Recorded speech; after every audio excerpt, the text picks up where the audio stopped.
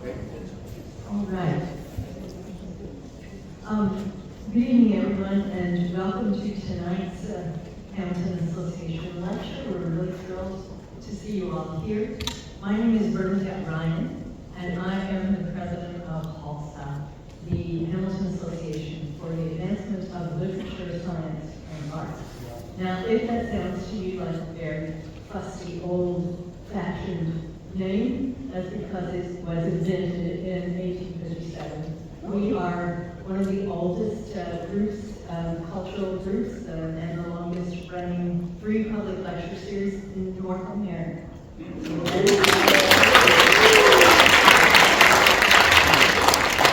We're very proud of that, and it's a wonderful organization. If you are not part of it already, you will find these membership forms on the book table. Please feel free to take one.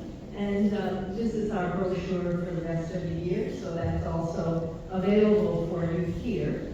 And John will have books to sell after the lecture. It is my honor to introduce my dear friend John Terpstra to speak to us tonight. This is the second time he's given a lecture for HALSA, and he is one of the most influential writers in Hamilton. I would say probably the most influential writer. He's the guy who put Hamilton on the map everywhere he turns. I remember going into Monroe's bookshop in Victoria, out in BC, and looking for Hamilton writers, including myself, on the shelf. The only one I found was John Terpstra. And the book that they had the most copies of was Falling Into Place, which has already sold. We only had one copy of it. Falling Into Place is how John put Hamilton on the literary map. He's known in the prairies because he was born there. He's known in the Maritimes because of his relationship with Gasper Press. And he's known in BC for whatever reason. He's won prizes in BC. He is a person who's been won many prizes and been shortlisted for even more. After starting life as a poet, and he is still a poet, there's no fooling around with that. He began his career writing poetry, and after about, I think, 8 or 9 books in 2002, he said to me, I'm going to try prose. And I was like, oh, I'm going to try prose. So that's when he wrote Falling Into Place. And I like to tease John that, I like to tease him that it's hard to tell when he moved from poetry into prose, really, because those kinds of definitions don't really fit John Terpstra's inimitable voice. But you will hear very poetic prose from him, and vice versa, but meant as a compliment. Anyway, John is a remarkable writer. He's also a wonderful colleague. There are a couple of my books that would not be in print if he hadn't sort of been the midwife for them. And he's very generous with people that way. So in all ways, John is a wonderful person for us to celebrate here in Hamilton. And I'm thrilled to welcome him again to the HALSA podium, John Terpstra.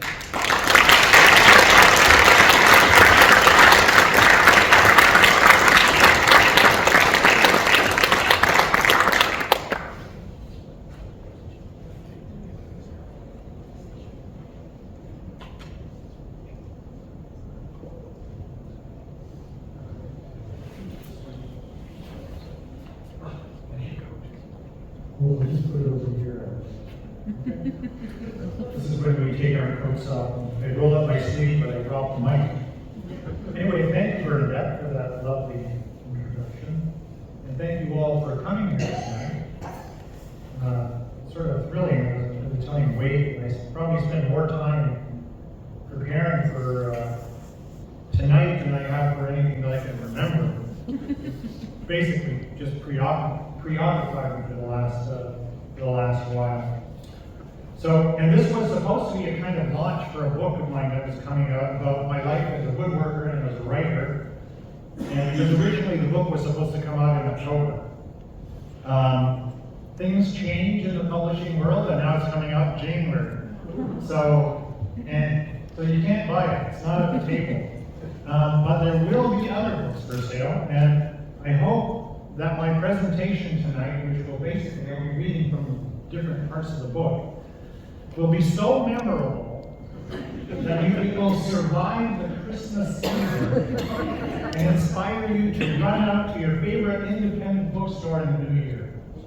So that could be King West Books, in Westhill, right here in Westhill, The Printed Word in Dundas, Epic Books on Lock Street and Sherman Avenue, River Books on Barton, The City in the City on Ottawa Street, and the newest bookstore that opened is called The Last Supper on James Street North.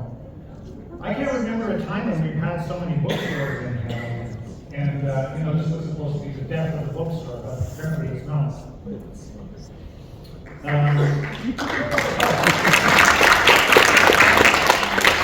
Because let it be said, I mean, really, independent bookstores are the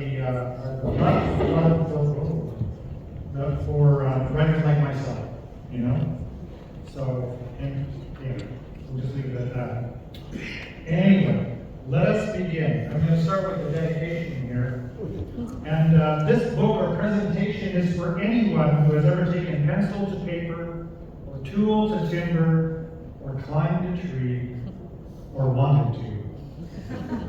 So, any self-respecting grandparent would be remiss in not showing off his grandkids.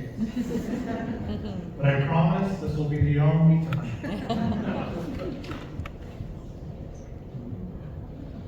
A short poem called Cathedral.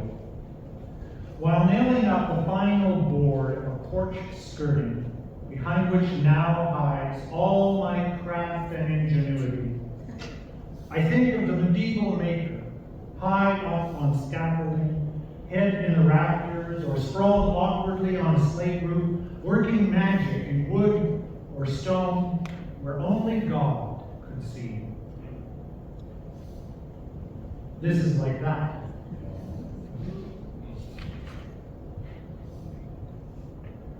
Scraping dry glue from the surface of a cherry wood panel newly released from the bark plants, I find myself thinking that maybe it's time to say something about this translation of living trees into objects, into furniture. I have to put out of my mind what is happening to the trees of the forest in order to do what I do, in order to have done it for the past 40 years. Yet I have carried on to the cusp of retirement. And isn't that the story? Trees are beautiful and necessary for life on earth, and they are a resource, employment for our hands. We show our love by cutting them down, killing them. Then we dissect their body and make work of their parts, shape things, build things, to atone for this barbarity. As the Australian novelist Tim Winton said, humans exist by creative destruction. There's no evading